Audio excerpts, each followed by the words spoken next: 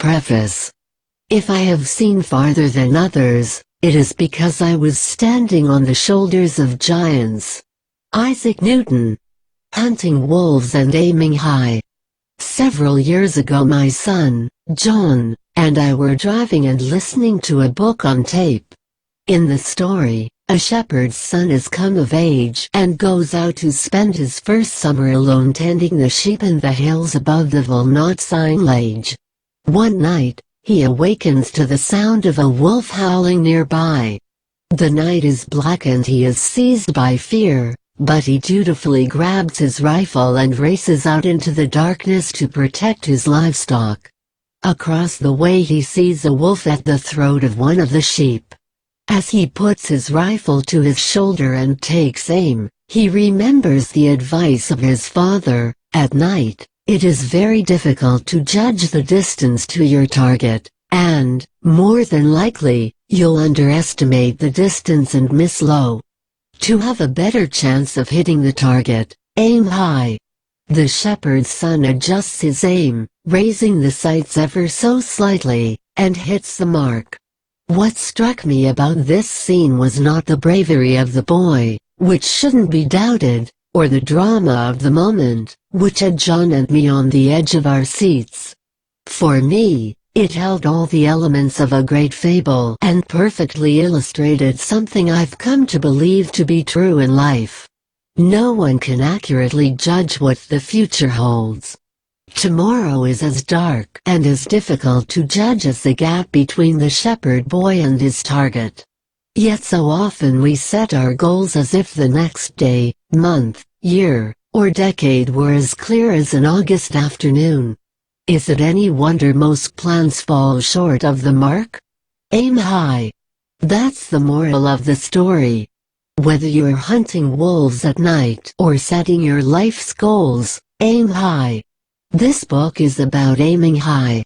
It's not about the money. It's really about the fact that most great achievements in life are the result of thinking big and aiming high. The word millionaire is just a placeholder for that idea. It also makes for a snappier title. Obviously, you've read this far. Honestly, would you have picked up The Real Estate Agent Who Thinks Big? I rest my case. This book is for you.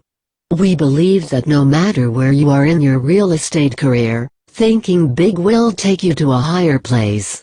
In fact, it may help you become the very best you can possibly be. To be your best, think big and aim high. Overview. I must create a system or be enslaved by another man's. William Blake. Why are you here? You're in management and we're all in sales. Several years ago at a real estate sales seminar, I had an interesting conversation with another real estate agent. The revelations that emerged from that conversation have since proven essential to my ability to consult with salespeople. Here is my best recollection of how that conversation went. Agent, Gary Keller, right? I noticed you from across the room and just wanted to introduce myself and let you know I've heard a lot about your company. Me, well, thanks. We've worked hard to get where we are. Agent, excuse me for asking this, but why are you here? Me, I'm sorry? What? Agent, why are you here? You're in management, and we're all in sales. I was just curious to know what you're doing at a sales seminar. Honestly, I was a little taken aback by the question. Sure, I was in management, but I'd been a successful real estate agent before our company was formed, and, frankly, I really still thought like one. In life, one of the toughest obstacles we can face is the difference between how we see ourselves and how others see us. What lies in between the two perspectives can be an obstacle to effective communication and a source of misunderstandings. A big part of my job has been working with top real estate salespeople, and I'd been doing this for more than 20 years. It had never occurred to me that someone might not see me as a real estate agent myself, so I decided to ask a few probing questions. Let me ask you a few questions. Do you go on buying appointments? Agent: Actually, I have buyer specialists that do that for me. Me too. Do you go on listing appointments? Agent shakes his head. No. I have listing specialists that handle all the listings for my team. Me: How about that? I have listing specialists, too. I bet you have a support staff to help with marketing, bookkeeping, and paperwork, right? Agent: Sure.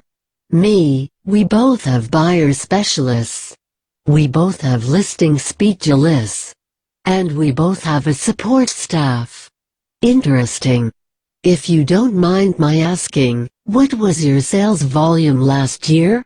Agent: Actually, I did a little over $50 million in sales last year. Me: Wow, congratulations. That's really awesome. Now, if it would better help you understand why I'm here, just think of me as a multi-billion-dollar producer. You see, if you really look at the organizational structure and the SIS-not symptoms, there is not a lot of difference between a well-run real estate office and a mega agent's real estate sales team. Both have buyers and sellers who drive the bottom line.